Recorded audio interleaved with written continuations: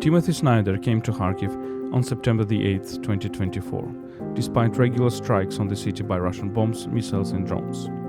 Our conversation was focused on freedom and values, which are the key topics of his latest book, On Freedom, published on September the 17th. You're listening to the podcast by Ukraine World and its series Thinking in Dark Times. My name is Volodymyr Yermolenko. I'm a Ukrainian philosopher, chief editor of Ukraine World and president of PEN Ukraine.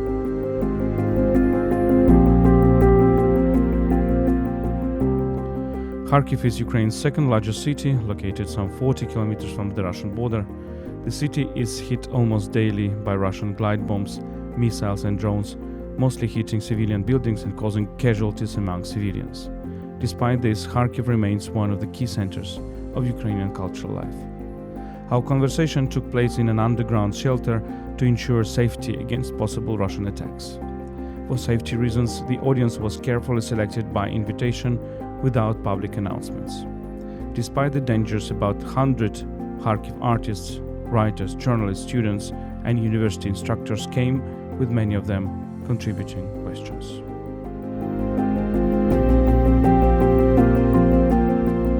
Before we start, let me remind you that Ukraine World is brought to you by Internews Ukraine, one of Ukraine's largest media NGOs. Ukraine World is a multilingual media about Ukraine. You can support our work at patreon.com/UkraineWorld. You can also support our volunteer trips to the frontline areas at PayPal, ukraine.resisting@gmail.com. You can find these links in the description of this episode. So let's start.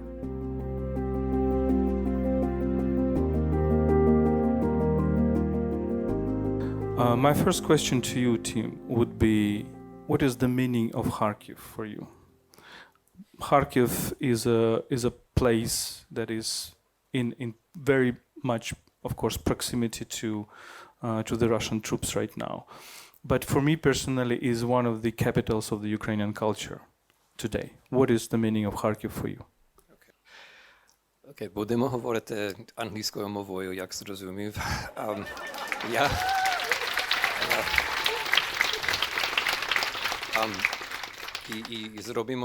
We will speak English here because yesterday I was in Lviv and I was speaking Ukrainian the whole day.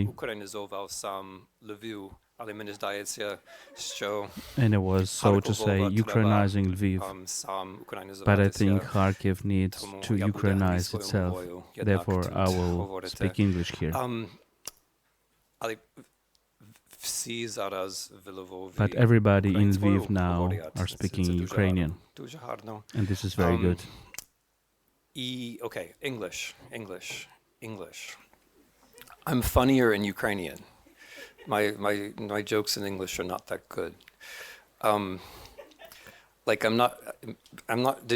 I was being ironic about Lviv, right? Like, you know that I didn't really Ukrainize Lviv. Yes, right, okay. So Kharkiv is much more important to me than Lviv. Lviv for me is a wonderful place that preserves Ukrainian culture when necessary. That has been the historical role of Lviv. In the late 19th century, during the period of anti-Ukrainian laws in the Russian Empire, Lviv, Lemberg was very important as a place for Ukrainians from the Russian Empire to come, and also because of Habsburg laws which enabled a free press and free elections and so on. For a few decades, Lviv was very important. So, but Kharkiv is more important to me, much more important for three reasons. The first is that if you're looking for the origins of the Ukrainian national movement, you find them here in Slobodna Ukraina, in Kharkivshchina. That's the origins of the Ukrainian movement, the origins of the romantic movement of recalling the Cossacks and recalling Rus is actually here in what's now northeastern Ukraine. And the second reason, which you all know better than me, and many of you work on this quite actively here, is that Kharkiv was also a century ago not just the political center of Soviet Ukraine, but the cultural center of a very important Ukrainian national revival. The 1920s and 1920s are the most important period in Ukrainian culture for me, except for the period since Maidan. So I think that the 10 years since Maidan are more important, but the 1920s are extremely important. In the 1920s, of course, that national renaissance was Kharkiv. And of course, there are individual figures from Kharkiv, especially Shevelov, who are very important for me.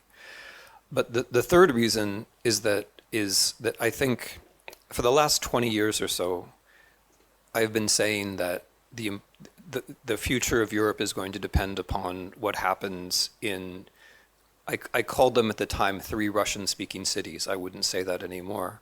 But the future of Europe is going to depend on what happens in Minsk, Kharkiv, and Dnipro. Like that ring of cities, which way those cities go is going to determine the way the rest of the continent goes.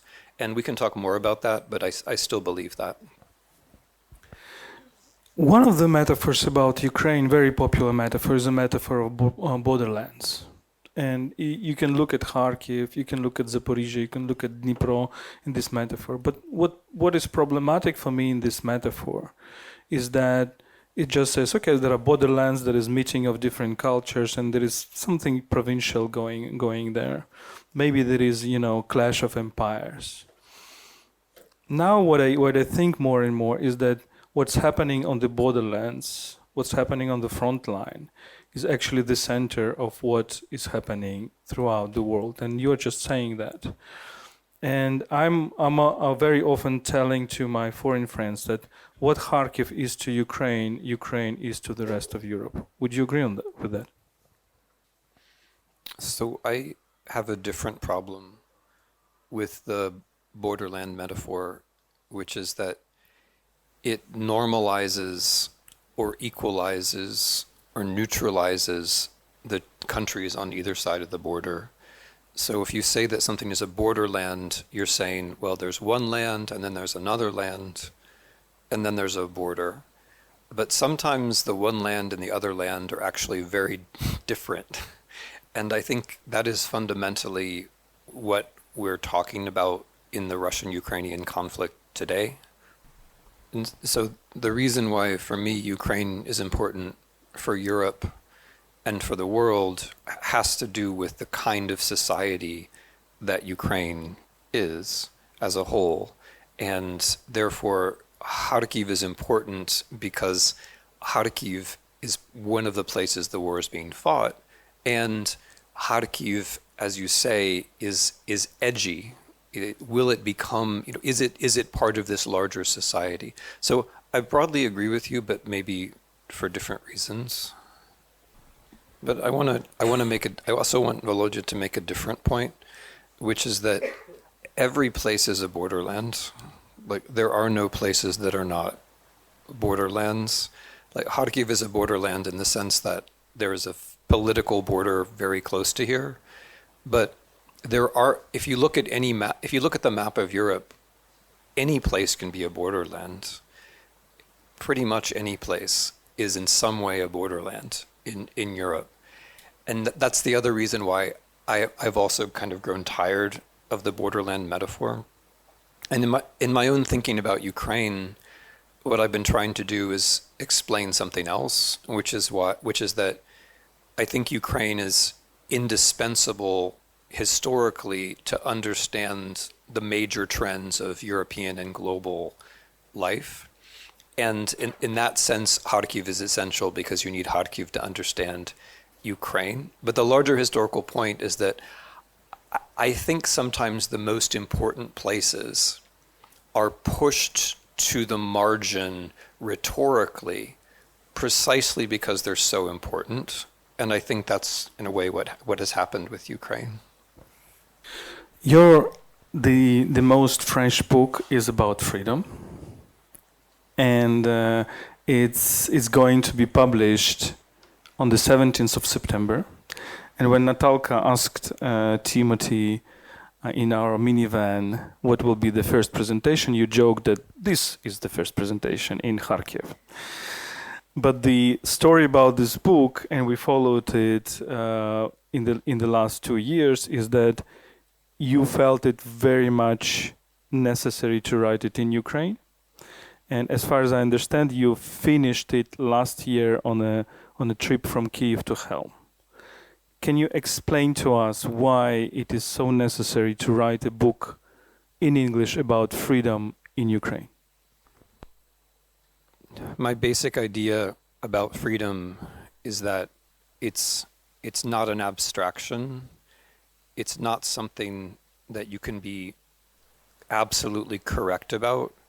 My basic idea about freedom is that it has to do with the variety of possibilities that we might have on the basis of the values that we affirm. And if you think about freedom like that, and I think we'll talk a bit more about it, but if you think about freedom like that, you have to write the book in contact with other people. So I wrote the whole book as a series of logical arguments, and then I realized that that didn't work. And so I added a lot of elements from my own experience, and then I realized that was helpful, but not enough, and that I had to take the book and confront the book with various situations, one of which was the war in Ukraine. So the war in Ukraine was very important for me because it's, for me, the most important thing happening in the world, but also because Ukraine happens to be the place where people are speaking about freedom.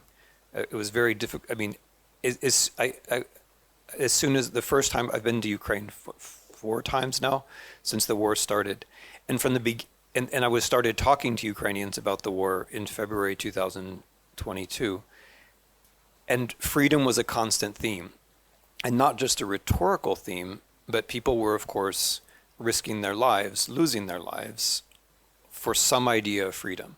So one of the confrontations that I had to have was with people in Ukraine, because going back to what I said, freedom is the kind of thing which involves listening and not just telling. And so I can't listen to everyone, but it seemed important to listen to people in Ukraine. I will ask a few more questions, and then I'm asking you now to think about your questions so that we spend as much time in dialogue as possible. What is important for me in your idea of freedom in your book is that you don't say that freedom is doing whatever you want. And second, you don't say something that some deeper philosophical concepts are saying, that, for example, freedom, as Sartre will put it, is a kind of a force of denying something that exists. So, and there is this form of negativity, which you find also in Anglo-American thought, this idea, freedom from. So, you think about freedom in terms of values. You think of freedom as a capacity to choose a value that is important for you. And when somebody chooses this value, for example, the value of national pride or national identity, or the value of solidarity, a person sticks to this value and fights for it. So in a way, being free is also tying yourself to something bigger than you.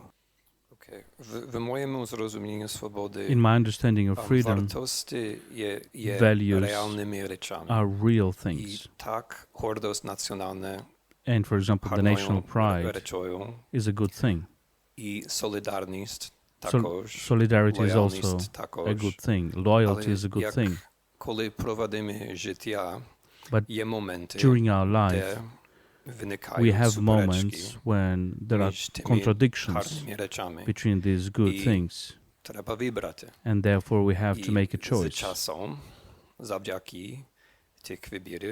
And because of these choices, we become different people. And therefore, freedom is becoming a strong character. The one irony of all this is that Volodya is making a very important point. Freedom isn't about doing whatever you want, Because if it is, then somebody else can make you do anything. A free person sometimes only has one good choice because all of the other choices that you made between contradictory values left you to be the kind of person who can only see one right thing to do, right? So someone who is not free can always run away. But someone who is free sometimes can't. Maybe my last question. You are criticizing very much the way how freedom is perceived in the West. And this is a very important thing for us and strange thing, because in this country there is certain stereotype that the real freedom is somewhere there in genuine democracies. But you're now arguing that the real freedom is somewhere here in Eastern Europe. And your heroes are also, of course, the great Western thinkers, but also people like Václav Havel, Adam Michnik, or Miroslav Maronovich, or others. What exactly in the conception of freedom you find here in Ukraine now? Zaczynają tak. I will first start with an idea that there is a mistake to think that freedom is somewhere. There is no freedom in constitution, there is no freedom in history, there is no freedom in the West, there is no freedom in capitalism. It is an illusion, big illusion, to think that freedom is somewhere. The second point is very important, which is related to Ukraine. If freedom is negative, I can rebel, but I cannot create. And the freedom is always a process of someone's creation based upon values, based upon what I think is good. So, to answer the question, if freedom is positive, that means that certain kinds of commitments lead you to situations where you have to sometimes take risks. And those risks can be smaller or larger. But there will always be a risk. Even the most happy, wealthy, prosperous person in the middle of America, if that person is going to be free, they're going to say things and do things that upset people around them. There's always going to be some risk, some discomfort, and if you don't feel that discomfort, then you're not a free person. In Ukraine, this is perhaps clearer than in other places because the bodily risks that people are taking are greater. The second point is that if freedom is positive, freedom exists in future. And when Ukrainians speak with me about freedom and about occupation and on the deoccupied territories, they were speaking primarily about the future. And the problem of the Russian occupation of their lands was that it is now more difficult for us to get this future, to get to this future. And this is a very important lesson. Another point, why Putin is always speaking about the myth of the past. There is no freedom there. And if one tyrant can define the past, there will be no freedom. But if there are citizens who have diverse visions of the future, of various futures, there will be freedom. There can be freedom. And this was very important for me because in my country, people think about the mythologized past instead of Możliwe wersji thinking about майбутнього. possible versions of the future.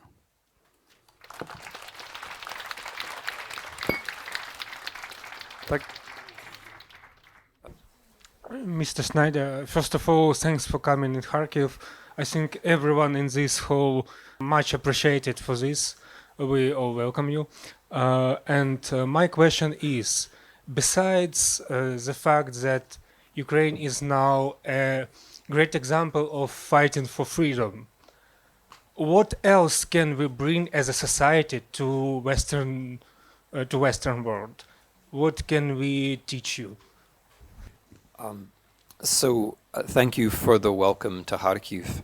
I forgot to say, answering Volodya's very serious questions about Kharkiv earlier, that one reason that I came here is just that I like Kharkiv. And it's been 7 years since I've been here, and that's too long. And so, regardless of the war and everything else, I just wanted to come to Kharkiv. I'm going to make one, there are many things, but I'm going to try to make one very general point. I think the central political problem of the 21st century is what to do after empire. And there are some bad answers to this question. One bad answer is have more empire, which is the Russian answer, maybe the Chinese answer. Another bad answer is rebel against empires, but then do exactly the same thing that empires did on a smaller scale, right? Another bad answer, which is the American answer much of the time, is pretend that you never were an empire and continue to have all of the political problems that arise because you can't talk honestly about your own past.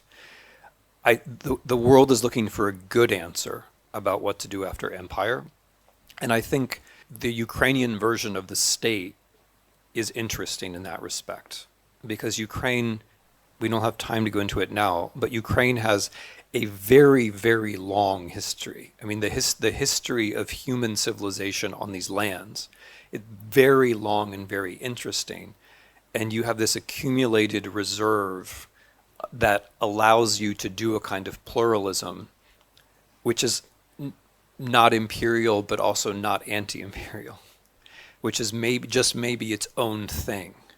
And so that I don't have quite the words for it yet, but I think finding an answer to what to do after empire without getting stuck in empire one way or another, I think Ukraine may be showing us something about that.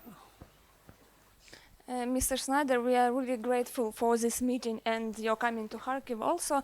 And we spoke about freedom, but maybe we can speak also about safety. For example, in our contemporary art center, Yermolov Center has opened a new exhibition, Sense of Safety. And what does it mean, safety, for you in the contemporary context? What does it mean to feel safety, and how freedom and safety related to each other?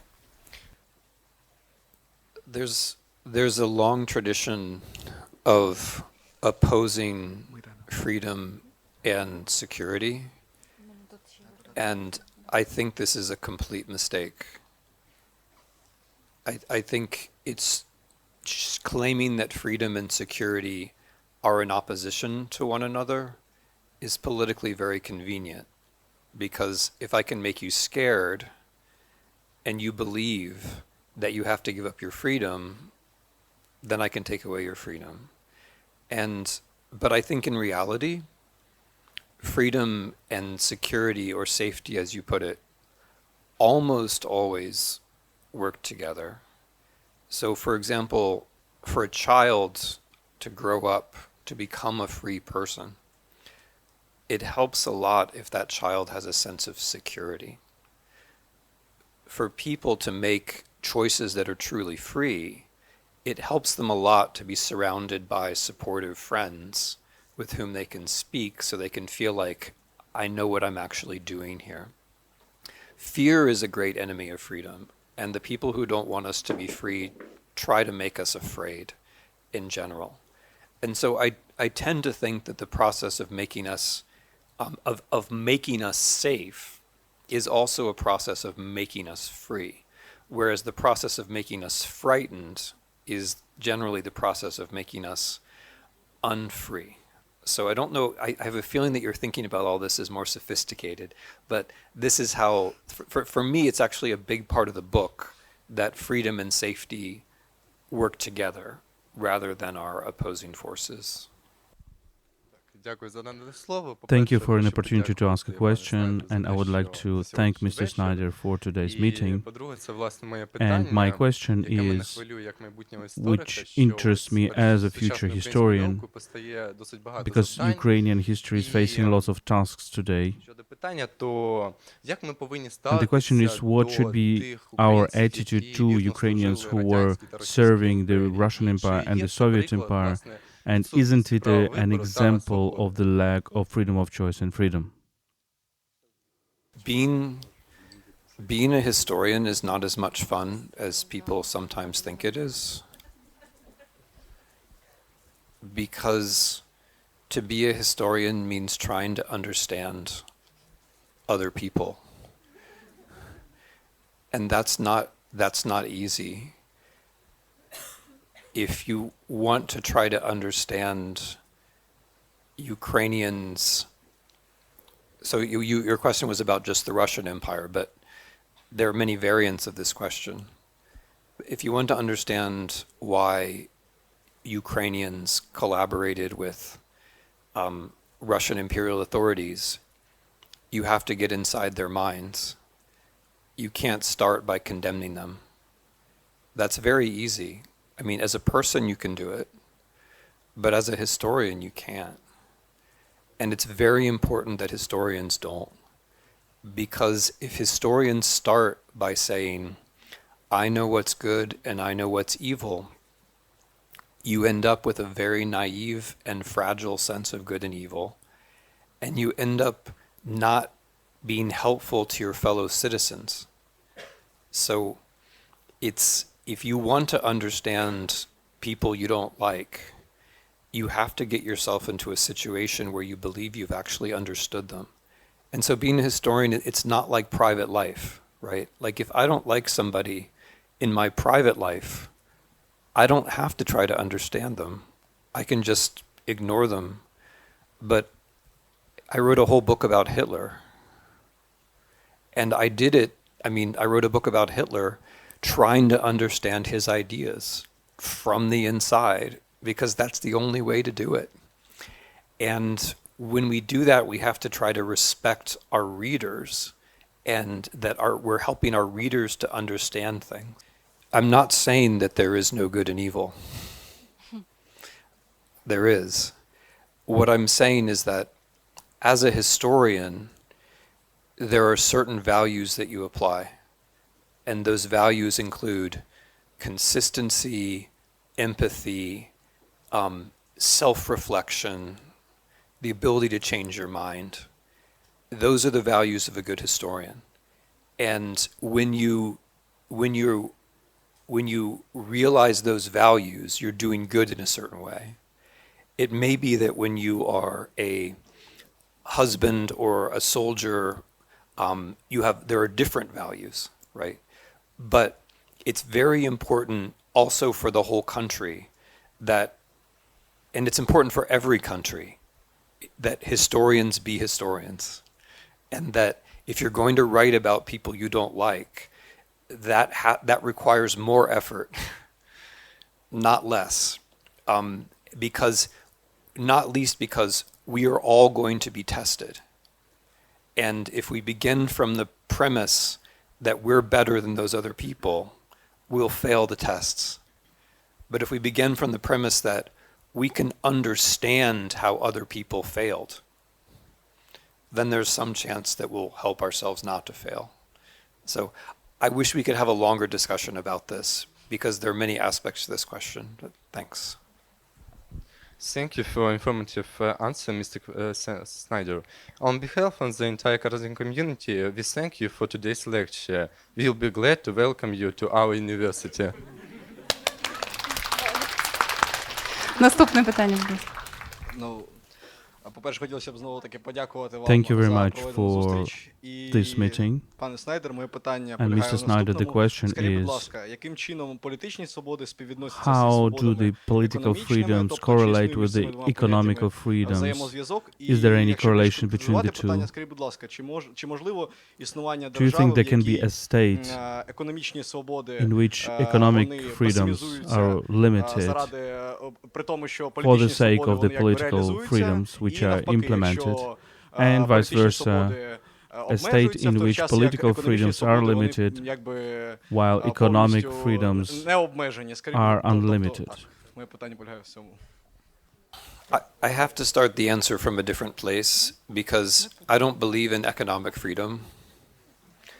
I also don't believe in political freedom. I just believe in freedom. And freedom, as far as I'm concerned, concerns only human beings. I mean, maybe also aliens and orangutans and dolphins, but freedom only concerns creatures like us. So I don't, this is an unusual position, but please listen. I don't believe that there's such a thing as a free country. I don't believe there's even such a thing as free speech. I believe there are free people, but that it takes a lot of work to create free people. And so my view is that the one thing that legitimates a government is action that allows people to be free. And that means that given that we are the vulnerable creatures that we are, given that we have the many needs that we have, and given that some of those needs can only be met cooperatively and even over generations, government is the thing which, if done right, gives us a chance to be free. That's how I see it. So I don't see a clash between government and freedom as such. What I see is freedom as the highest, or freedom as the value of values, and government is legitimated insofar as government enables human freedom. So for me, the categories of political and economic freedom don't matter because I'm concerned with people, and once I'm concerned with people, and I realize that the only way for us to be free is for us to cooperate in certain ways, then in my view that becomes the legitimation for government. My question will be, when you ended speaking about freedom, you started to speak Ukrainian. Thank you. That was really cool. So speaking from this side, what do you think? What do you think about not the nation, maybe society, with one language and maybe 2 or 3 main languages?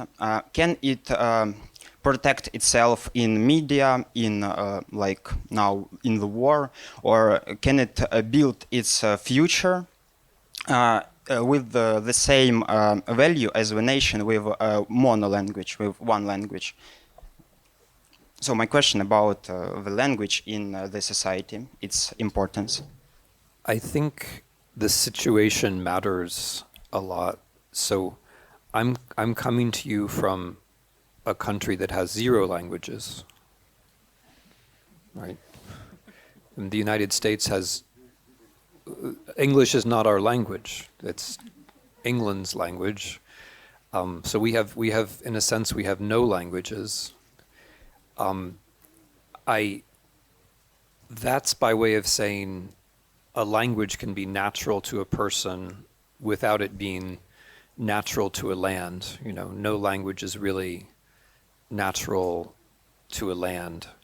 And it's also by way of saying what follows from that is that I think one always has to be respectful of the reasons why people speak the languages that they speak. And I think one has to be very constructive about language.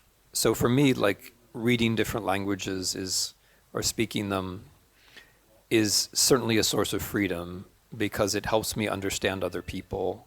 It gets me into times and places I wouldn't reach otherwise. So there's that. But part of the situation is also protecting the state itself, as you're suggesting. And there are situations where states need to define themselves one way or another.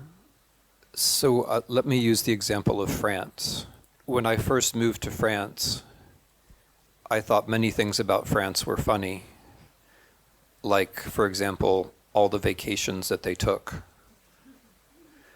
But now I believe they were right about the vacations. And I also believe they're right about their language policy. So they're very careful. Their concern is English, and the French state acts to make sure that French films exist, and the French state acts to make sure that French music exists. The French state also acts to make sure that French bread exists. I think that's fine. I think that's okay. And these decisions have to be applied case by case. But I would put it this way: if it's legitimate for France to be concerned about the overwhelming power of Hollywood, then it's legitimate for Ukraine to be concerned about the overwhelming power of Russian media and the messages that Russian media brings. So just one more thing. Dla мене, як для людини, For me, as a human being, the renaissance of the Ukrainian language is very, very good. Because there are some things that are easier to express in the Ukrainian language than in other languages. And sociologically, it is a very interesting process. And I'm glad that there is more and more Ukrainian language in Ukraine. But it is a personal issue. Timothy, good evening. We are very glad to meet you in Kharkiv. Personally, for you, how do you explain your interest in Ukraine? It is not that easy to understand yourself, but to understand and interpret yourself in front of a big number of people, it is even more difficult. So returning to what I said to Volodya, I think the central questions are often the ones that seem marginal. So I wasn't interested in Ukraine because I'm Ukrainian, or my wife is Ukrainian, or my mother is Ukrainian, or my aunt is Ukrainian. I was interested in Ukraine because I thought I needed to understand Ukraine to understand the most important themes of the 20th century. And I'm interested in Ukraine now because I think the same is true of the 21st century. So in a way, it's very selfish. Like I find Ukraine contains the topics which I think are the most important. So that's as far as I'm going to go. So. Дуже приємно бачити вас I'm в very glad to meet you in Харкові. Kharkiv, Це дуже a frontline вражає ваш city. вчинок.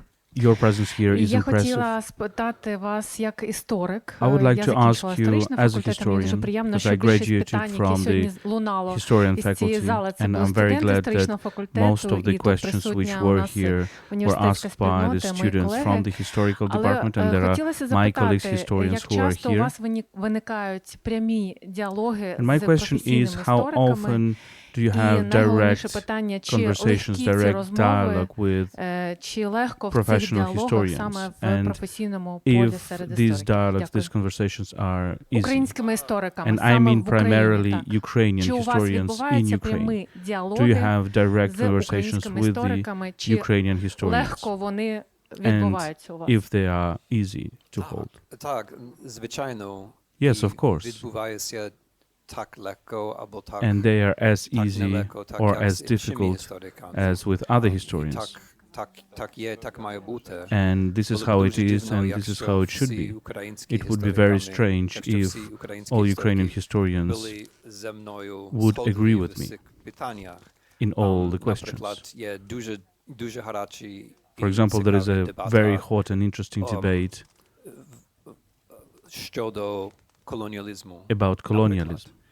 Не всі Not all Може, Ukrainian жаден historians, український історик or maybe є even згоден no зі мною Ukrainian в цій historian, квесті. is Але agrees with що me on це- this issue, Це зовсім не значить, що я не маю правди. which doesn't mean Так, that звичайно, right. і організуємо в Києві завтра, and завтра, a day післязавтра after tomorrow I will organize in велику Kyiv конференцію a big conference, переважно українських істориків. mostly of Ukrainian historians. Так, і я завдяки українським And thanks to історикам Ukrainian я historians, став I тим became істориком, a яким historian я зараз whom є. I am. Це дуже, це дотичить це ж цього питання про свободу і про мов, тому що я And it is also a question about freedom and about що я language, можу because it is very good for me that I can freely read in Ukrainian, історіографу and українську. therefore Це дуже I важливо, can це теж дуже learn важливо, about що Ukrainian historiography наступне directly. покоління українських істориків And it is very могли important that читати the next англійську, generations німецьку, of Ukrainian польську historians could історіографію read і так далі. in Але English, in мої German, інтеракції in з Polish. українськими колегами But є my дуже подібні до interactions моїх інтеракцій з with іншими- Ukrainian з іншими colleagues істориками. is very similar to my interactions with colleagues from other countries. Я хочу приєднатися I would like до to слів join the подяки words of за gratitude цей for your візит visit і and for this загалом meeting, за which цю is зустріч. Вона wonderful. чудова. І моє питання буде My не question is про not минуле, about the а про past, but about теперішнє the майбутнє, present і and також the про future, Харків, тому що and about Kharkiv, харків'яни because люблять people in говорити про Kharkiv Харків. like speaking about Kharkiv. Я хочу повернутися I would до like тези, to яка come була на back початку зустрічі, про оці to три the point форпости, три міста, which was at the beginning від of яких our залежить майбутнє і meeting доля about the Європи. three cities Мінськ, on which Харків the і Дніпро. destiny of Europe depends. Мінськ ми пропустимо, Minsk, тому Kharkiv що це and Dnipro. втрачений форпост, I will як ми now всі розуміємо, omit Minsk і because Minsk ви is побували в lost Харкові вперше today. за 7 років. You have come back Ви to Kharkiv побачили, after як 7 він years, виглядає, and you і now що тут відбувається see під what час is війни. happening and how І the city looks особисто в like моєму and what is сприйнятті, happening я during думаю, the що я war. тут не єдиний. And in У нас my утворилися perception, два таких and світи. I think У I'm нас not є alone here, цей there якийсь are культурний Харків, підземний two Харків, ми зараз worlds which are now in підземелі. І Kharkiv. у нас There є is an underground поверхня, на Kharkiv, the якій culture війна, прильоти city, і дуже and there багато is руйнувань. a city Відповідно, above the ground in which there ця are shelling ситуація and there нагадує are якусь таку, destructions. ем, And this situation обнадійливу looks депресію like або probably депресивну depression надію. with hope І or тому моє питання hopeful таке, depression. And And my що ви question тепер is, думаєте про майбутнє Європи, what do you think about the future of дивлячись на Europe, один з цих форпостів, seeing at як one ви of його these бачите, key cities? обнадійливо депресивним чи якимось іншим? So, I mean, it's nice of all of you to thank me for coming to Kharkiv, but all I did was sit in a car that Volodya drove. It was very easy. And I should thank all of you for coming here, and I'm very glad to have this actually very cool place to have this discussion. And it recalls for me like the idea of freedom, really, because in order to be free, we have to have a sense that we're more or less safe, more or less. And in order to be free, like we have to be able to have a discussion together, right? So this is a very good question, and I can't answer it very well because I've only been in Kharkiv for 7 hours or so. I've been in Kharkiv. I've been in the Oblast for half a day. But the city obviously looks very different, and I read about Kharkiv every day. I think depression and hope are natural partners. They go together in a natural way. I will say that much. I think that Kharkiv, the change. Let me put it this way: I was first in this city about 30 years ago, and the change since then has been quite dramatic. The change since 2017 is also very noticeable. Cities can change quite quickly. I think Volodya is right that, like, let me put it this way. When I started working on Ukraine, people always wanted to tell me, well, the most important place is Lviv. And I would say, no, not Lviv, Kyiv. Kyiv is the most important place. Kyiv. And now, of course, I mean, but for the last 15 years or so, I've been saying, no, it's not Kyiv, it's Dnipro, it's Kharkiv, right? And in those 15 years, Kharkiv has changed a lot. And I think Kyiv, like, this war is an Eastern war and a Southern war. And what happens in the rest of Ukraine depends on how people in the South and the East, above all. And the people in the South and the East have behaved, I mean, I'm not going to say everyone has behaved well. That would be unrealistic and wrong. But people in the South and the East have behaved much more courageously and with much more solidarity than I think all outside observers expected. I don't think Minsk is lost. Like, it's lost for now. It's lost for now, and it's very understandable that Ukrainians would give up on it. But in the long term, I don't think Minsk is lost, just for the record. Добрий вечір, пане Снайдере. Good evening, Дякую, Mr. що Snyder. сіли в автівку і Thank you вас that you привезли really до got нас. into the car which drove you Дякую, here. що особисто And thank you ділитесь that you're своїми sharing роздумами та your поглядами. reflections and У мене таке ideas питання. with Наскільки us. я розумію, ця As far війна as I стала understand, можливою this war has через been made недосконалість possible світової because of the системи imperfect character безпеки. of the international Тобто security system. світова спільнота The дозволила international system Путіну has led Донбас, Крим. Putin to get Donbass and Crimea, І взагалі-то це челендж and для this is a світової challenge системи for the безпеки. whole На вашу international думку, security system. якою має бути What світова should be система this безпеки? international security І system? таке концептуальне питання, чи взагалі може світ жити без війн? Do you think that the І world якщо can так, то live які without кроки wars? And if yes, світової what спільноти до steps цього the можуть призвести? international Дякую дуже. community can take to achieve this?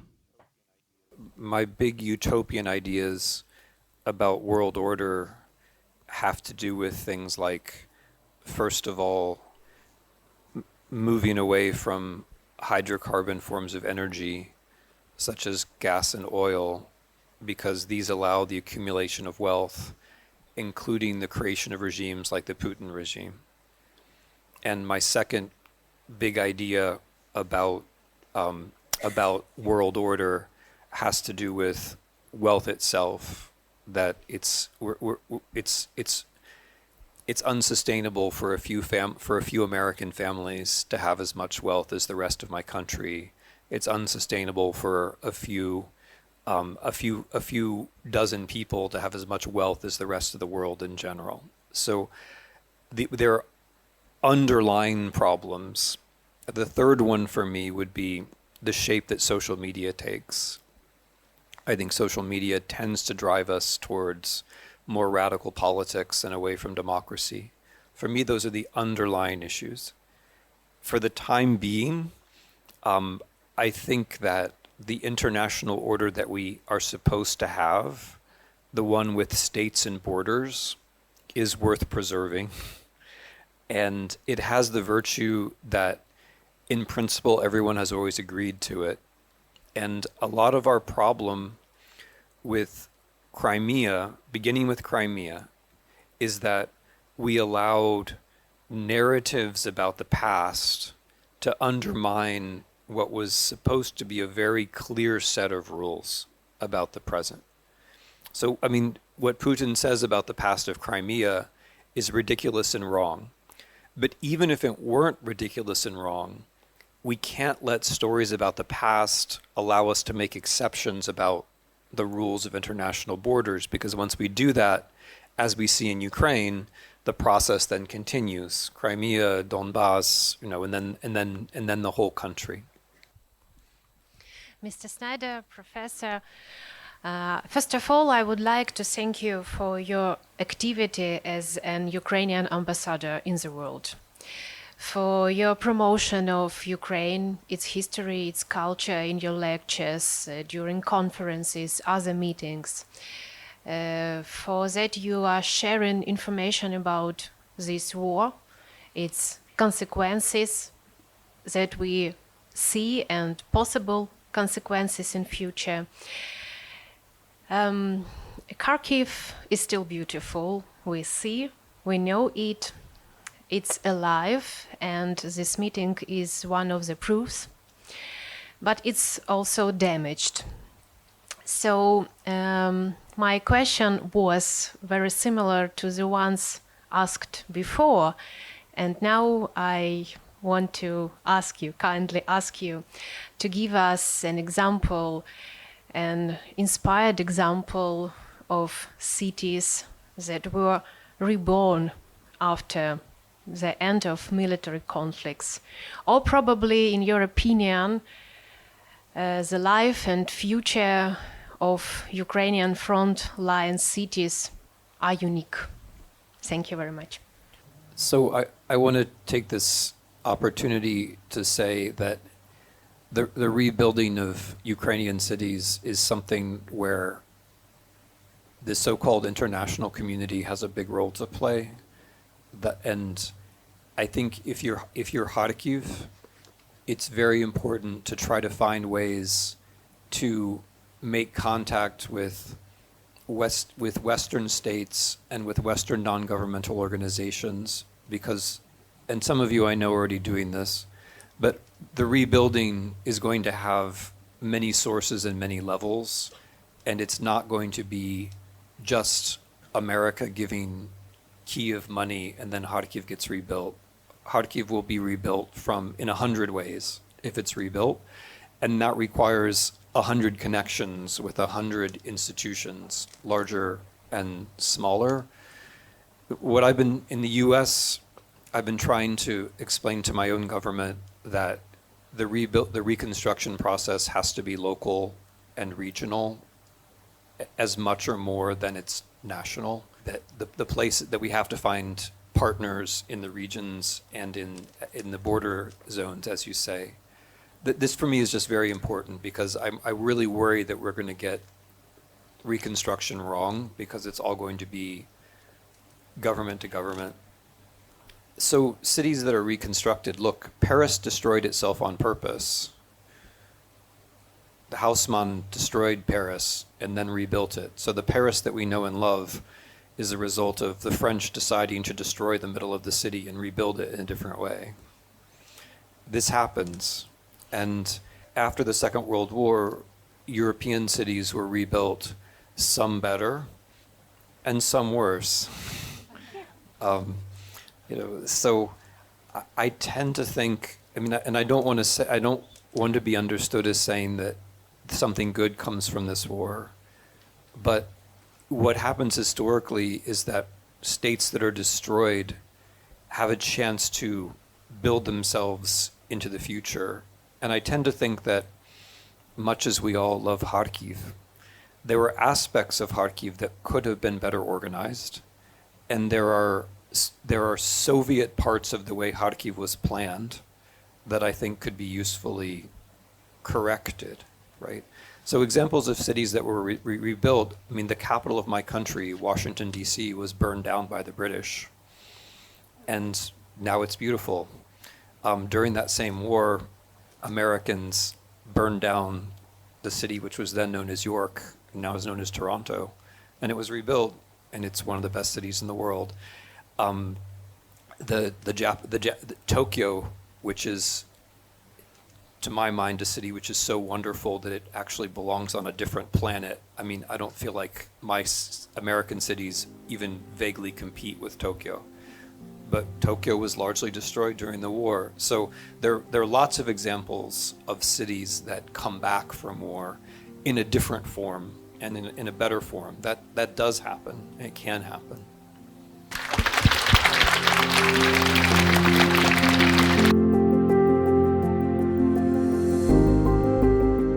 This was a podcast by Ukraine World, a multilingual media about Ukraine. My name is Volodymyr Yermolenko. I'm Ukrainian philosopher, chief editor of Ukraine World, and president of PEN Ukraine. This was a recording of our conversation with Timothy Snyder in Kharkiv on September the 8th, 2024. Let me remind you that Ukraine World is brought to you by Internews Ukraine. You can support our work by patreon.com/UkraineWorld.